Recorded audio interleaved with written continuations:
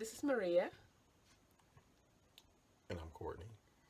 and we're Home Teaching 3, although I am considering changing the name to something else. Um, we are going to talk, we're going to have an unplanned discussion about the possibility of full time RV living. We are in the process of planning to go somewhere, and it's a long process. There's a lot of things that have to be done, but Courtney seems to be under the impression that I'm going to be okay living in a coach with no slides with my 3 children and the dog for an undetermined amount of time. So, why do you think that? Sometimes certain situations you gotta make the best of it. Okay, I mean, she's used to the kids being around here, and there are a lot of distractions. I personally don't think it'll be that bad. You're not really in here all the time. Uh, I personally think I would be able to adapt to it.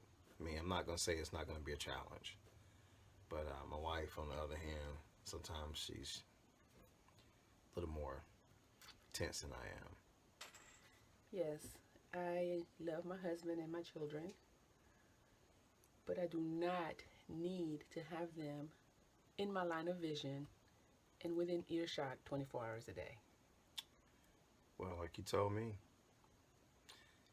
eat it up while they're all around you, because eventually they're not gonna want to be around you as they get older. Well, that's true, but I still need my mental health breaks.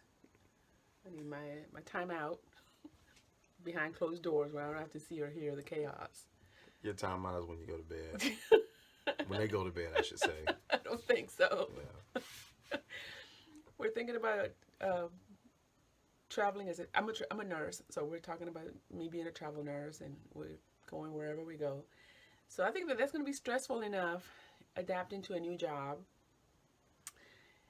without having to be in such tight, close quarters all the time. And we don't know where we're going yet, so we don't know what the climate is going to be like.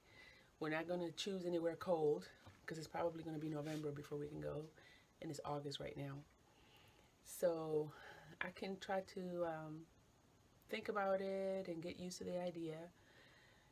And we have talked about having a tent at the site. If we stay in the RV, we can have a tent, and that could be my timeout area, or whoever needs timeout. But I'm thinking that we can live in an apartment for the days that I'm working, and then go RVing on my days off. I'll think about it. Here's the funny thing. When we start looking at RVs, motor coaches, that sort of thing, my wife was saying, 38, that just seems so big, honey. Why do we need something so big? So I said, told her, once you get in and you start living in it, 38 is not big. So now, if I were to say a 42 or 45 footer, then she probably would be like, okay, well, that's not big enough. Did it make them any bigger? 38 feet is fine if we have slide outs and you can walk around each other without bumping butts.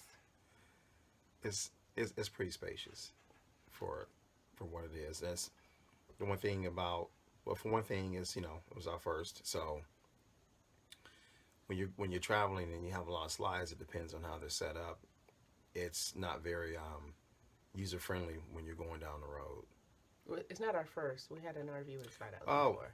well, we had travel trailer. Yeah. This is our first Class A. But the kids were a lot littler, and I think I only remember taking it out once before you sold it.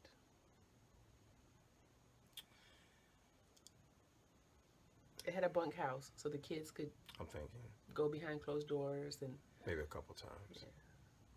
yeah. So anyway, so we'll talk more about the possibility of full timing. Things that we have to get ready are, what are we going to do with the house? Right now the plan is to rent it out. It's a fixer-upper that has not been entirely fixed up, so there are a lot of things that need to be done inside and out. It is fixed up. You have to look at it with an open, creative mind. He knows that that is a very sore subject. So again, it's the beginning of August. he's thinking he can get it done in 2.5 months. Of course, finances are an issue. If we don't have money to get what we need, then it's going to make everything take longer. So let's see, what other issues of full timing? Oh, so we homeschool, and I was telling him that there's no room in here for everyone to have separate laptops and store school stuff, and admittedly, we have entirely too much school stuff right now. So I know that I need to get. I disagree, because my wife is a bit of a clutter hog, so to speak. Feels like everything's got to have a container in it. There is, I believe, just up in the front part there, I want to say there's got to be almost 40 cabinets. So there are a lot of cabinets outside of the school material. Really, only one of them. Really, each one will be just fine with one cabinet. A laptop can sit in your lap if it's not stable. Just put a tray there. There is a dinette. There is 2 full-size sofas in here. So I feel like that's plenty enough room.